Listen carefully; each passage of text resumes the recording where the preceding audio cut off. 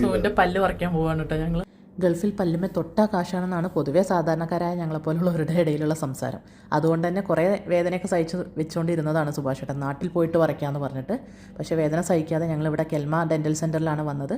ഇതൊരു promotion video ഒന്നുമല്ല, പക്ഷേ ഇവിടുന്ന് കിട്ടിയൊരു സർവീസ് അത്രയും നല്ലതായിരുന്നു. കുറേ ഓഫേഴ്സൊക്കെ നിൽക്കുന്നതുകൊണ്ട് പോക്കറ്റ് കാലിയാവാതെ തന്നെ അടിപൊളി സർവീസാണ് ഞങ്ങൾക്ക് ഇവിടുന്ന് കിട്ടിയത്.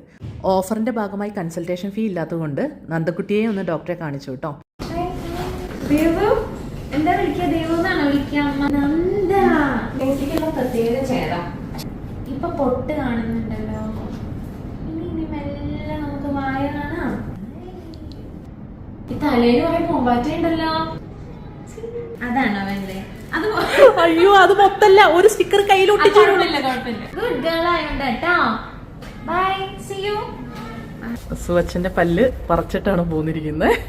തണുത്തത് എന്തെങ്കിലും കഴിക്കണ്ടേ? നമുക്ക് ഐസ്ക്രീം വാങ്ങിച്ചാലോ?